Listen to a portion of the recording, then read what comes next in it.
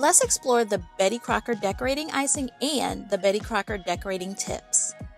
In this video, I'm going to be reviewing both products and showing you how to use all of the decorating tips available in this set. This video is not sponsored. If you're ready to take your cupcake or cake decorating to the next level, keep watching.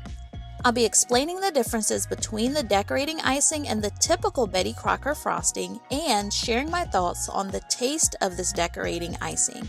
So let's get started. I purchased the Betty Crocker decorating icing from my local grocery store.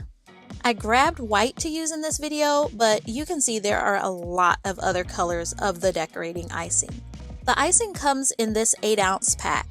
That's half of the amount of the 16-ounce container of Betty Crocker frosting that typically is available on the shelf.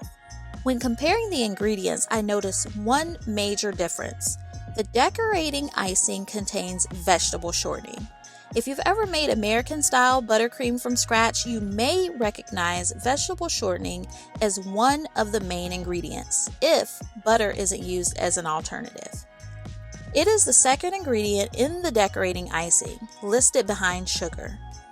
The vegetable shortening thickens the icing, and it also makes it more tolerable to the heat of your hands, as this pack is meant to be used in your hands. I also noticed the use of titanium dioxide, which gives the decorator icing its bright white color. Both contain artificial flavors and preservatives, but both are also listed as gluten-free. The packaging says that the decorating icing tastes delicious, so I'm gonna save you the calories and give this a try. This icing tastes pretty good overall. It does have a light vanilla flavor to it. This icing is also thicker than the typical Betty Crocker frosting, and it feels slightly grating on my tongue, but the texture dissolves pretty quickly. Now let's take a closer look at the decorating tips. I purchased the Betty Crocker decorating tips from the same grocery store. The packaging says that these tips are best used with the Betty Crocker decorating icing, and the back of the decorating icing tells us to use it with the Betty Crocker decorating tips. The back of the packaging shows some great ideas for decorating cakes and cupcakes with these tips. When opening the package, you see that the decorating tips are attached to each other. We'll come back to that. There's also a practice board showing several piping techniques and some detailed instructions on how you should hold the bag to achieve these techniques. Whenever you're holding a piping bag, you can either hold it at a 90-degree angle with it touching the surface as shown on the left, or being slightly above the surface as shown on the right. When you're holding the decorating icing at a 90-degree angle, it looks like this from above. And it looks like this from the side. The second angle that you can hold the decorating icing bag at is a 45-degree angle, and depending on your technique, you would hold the bag many different ways. This is what a 45-degree angle looks like if you're right-handed. You would hold the bag in the opposite direction if you were left-handed. A 45-degree angle with a bag facing you like this is another way to properly achieve certain piping techniques. Now let's explore the piping tips in more detail. The piping tips are all attached to a single element, but they can be easily snapped apart and separated. This set includes a number 21 tip, a number 12 tip, a number 352 tip, a number 5 tip, a number 233 tip, a number 47 tip, a number 3 tip, and also a 1M tip. These tip numbers are pretty universal and match up with Wilton and Ateco tip numbers. Looking at the 233 tip or grass tip in more detail, you can see how it compares to a metal 233 tip by Wilton. The tips in the Betty Crocker set do not have the numbers indicated on the sides of them like the metal tips do, so this is one downside that I noticed. The guide that comes with the decorating tips indicates that we can use tips number 3 and 5 for lettering, lines, and outlines. We can use tip numbers 3, 5, and 12 for dots. We can use tip number 5 and tip number 12 to make beads. We can use tip number 352 to make leaves, leaf borders, and ruffles. We can use tip number 233 to make grass and hair. We can use tip number 47 to make basket weave and other borders. We can use tip number 21 to make stars, shells, and shell borders. And we can make larger decorations such as large stars and rosettes by using tip number 1M. As I mentioned earlier, the decorating tips do come with a mini practice board, which you will find very, very useful. To use the practice board, you must place a piece of wax paper or parchment paper over the top before piping the icing onto it. To get started, we'll follow the directions and gently knead the bag of decorating icing before opening it and preparing it with a tip. I twist off the top and simply twist the decorating tip onto the bag like this. The threads positioned right inside of the tip make this really easy to do. To change the piping tips, I simply need to twist the first tip off and twist a second tip on. The traditional way of preparing a bag with a decorating tip requires much more effort. So I see this as a major benefit of the decorating icing and decorating tip product combo. Next, I'll gather and twist the decorating icing bag as indicated and prepare to start piping. I've secured my parchment paper with some tape as I work over the practice board. I'm using tip number 3 to pipe a dot and a line, holding my bag at a 90-degree angle.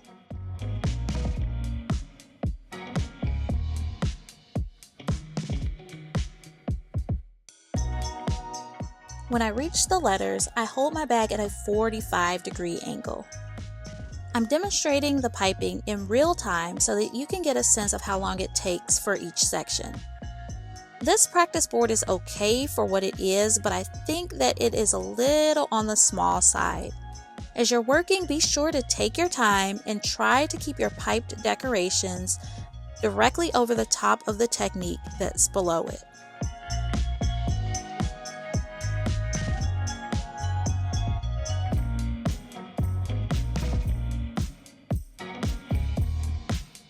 Now I'm switching to a number 5 tip to pipe some dots.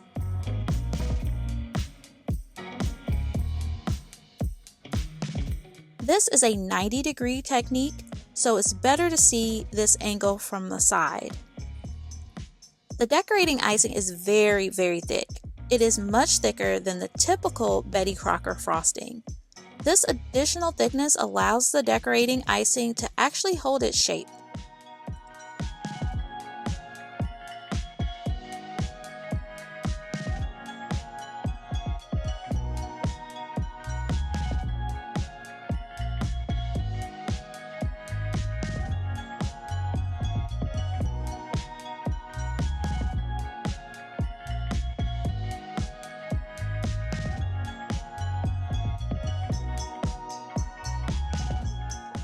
Now I'm switching to a number 12 tip to pipe even larger dots. This icing does have a crusting property to it, meaning that if I allow the icing to sit, it will harden just slightly enough for me to pat down the points that you see on the dots I just piped.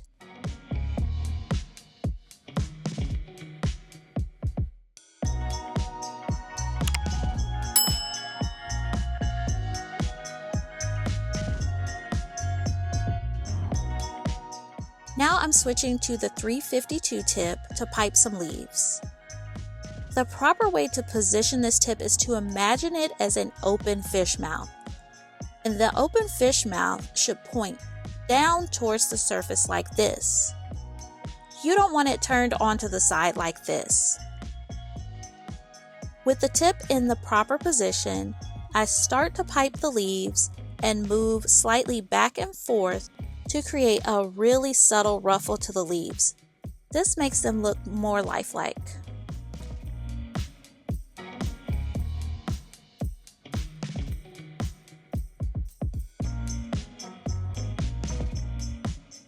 Next, I'll try the number 21 tip. Here you can see how it compares to an Ateco number 21. Please excuse my messy hands. This icing dries and crusts over very quickly. Here I use tip number 21 to pipe a star at a 90-degree angle. And now I'm going to try zigzags with a 45-degree angle. Again, if you're left-handed, you're going to start on the right and move to the left. Next, I switch from my number 21 tip to the number 1M tip. And I'm going to pipe a larger star at a 90-degree angle. And I'm going to make a swirl flower at a 90-degree angle, but with a slight twist.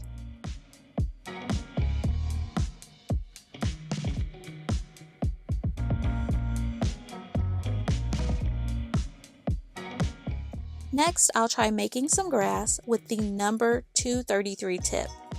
Make sure that it is at a 90-degree angle. Pipe very gently and slowly move up with relaxed pressure. Again, this tip can be used to create grass or a hair effect.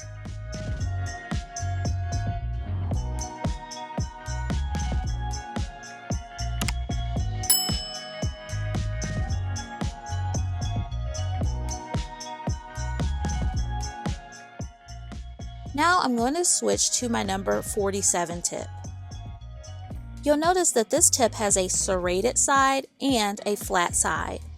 With the serrated side facing up, I begin the process of creating a basket weave technique.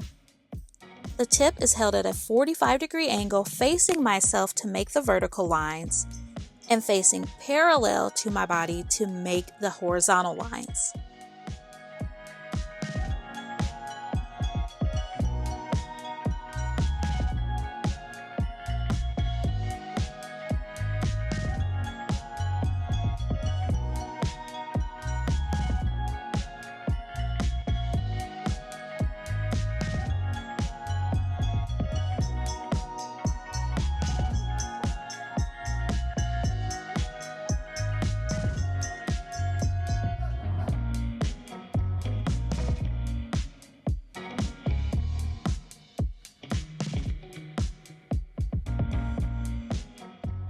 And here is what the completed practice board looks like.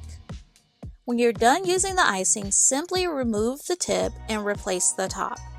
Since I've opened the pack, I will be storing the decorating icing in the refrigerator, but make sure to allow the icing to warm to room temperature before you use it again. If you enjoyed this video, be sure to hit the like button below and subscribe to my channel for more cake decorating tips, tricks, and tutorials. I want to give a shout out to my son, Ben. A very special thanks to my channel members, and to you, thanks for watching.